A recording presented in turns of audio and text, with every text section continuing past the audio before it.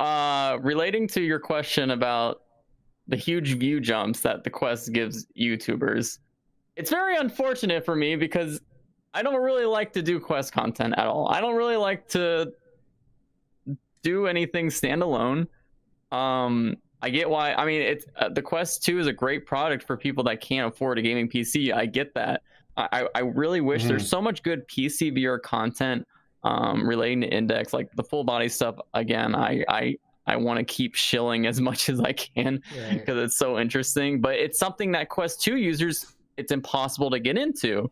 So they're not looking stuff up. They're looking up like what's the next standalone game or what's the next Oculus Studios game.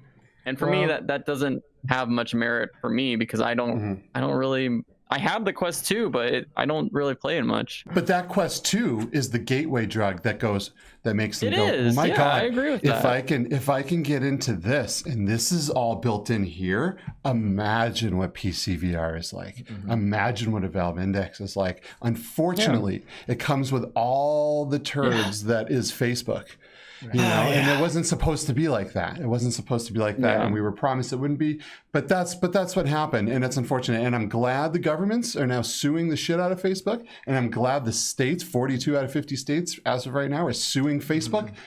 Break up Facebook! But like. And I made a video about that too. It was actually one of my more popular videos since I rebooted the channel. It was just talking about the Facebook stuff, and a lot of people liked it, which it restored my faith in humanity a little bit when a lot of people agreed with me. But there were people that didn't understand why this Facebook VR login thing was a problem. And it's because there's so many new people that have not been following VR and don't know about the promises that were made years ago. And don't realize how sensitive VR data really can be compared to even traditional data that you can get from a computer.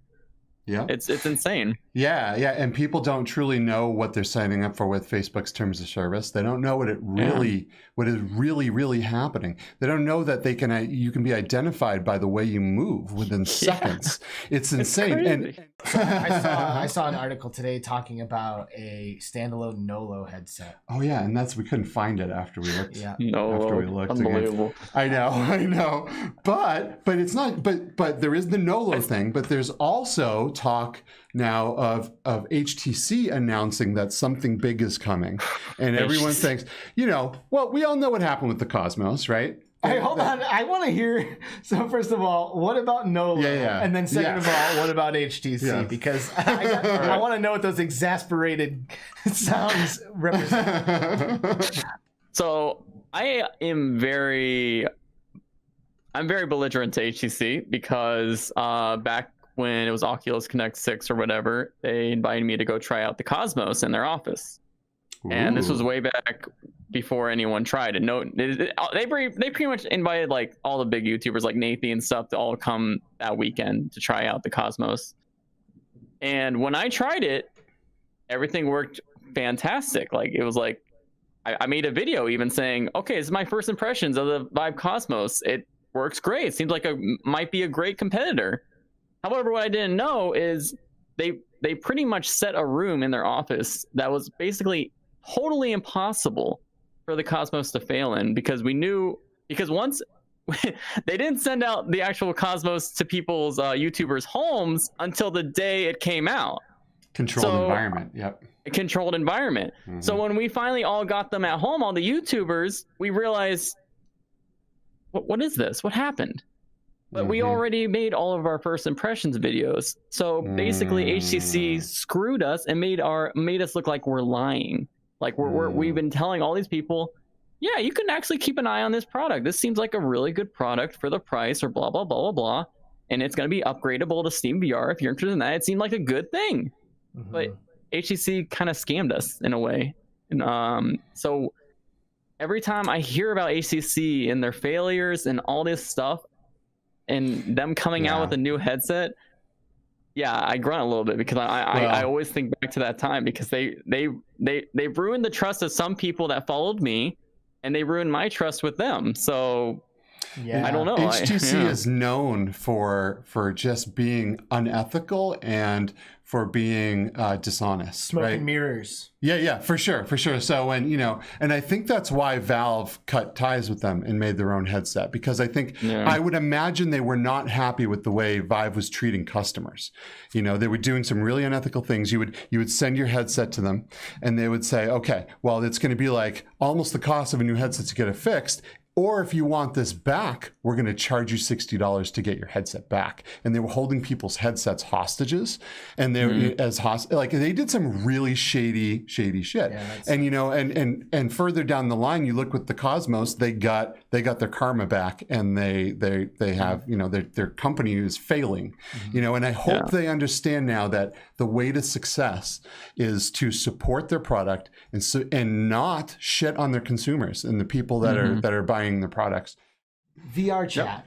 That's been it, huh? Have you been doing Pop 1? You've been playing anything else, or are you just like down the rabbit hole right now?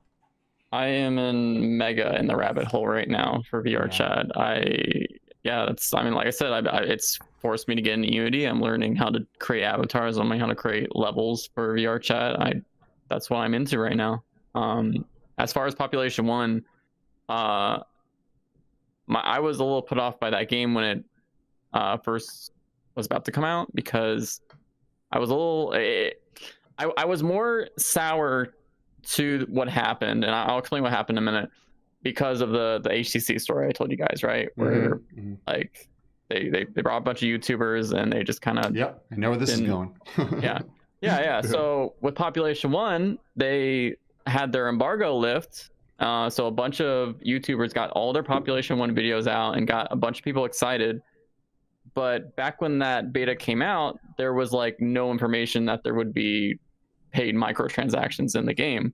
They hid it everywhere. They did not put anything that would even hint to, oh, wow, look, this might be a spot where they could put in microtransactions. Like they didn't even, it was like it was completely hidden. And that was what was so tasteless about it, right? Yeah, I really didn't like that. So that and what sucks is I really enjoyed the game when I was playing it in beta. I was even about to post a video like that day about how I liked it. But once it was only like one day after that they said, hey, there's gonna be microtransactions paid in this paid game, which I'm at the point where I don't care if the game has microtransactions. Just don't, like you said, hide it before you lift an embargo, because we can't tell consumers about it beforehand.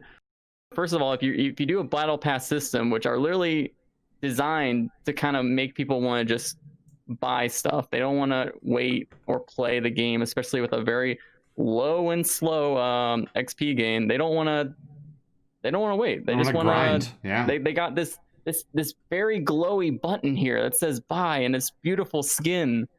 And them hiding that put off the game for me. So I don't really play it much because I'm still a little put off by it, but I do feel the game is really fun, even though it's very casualized when it comes to a lot of VR shooters.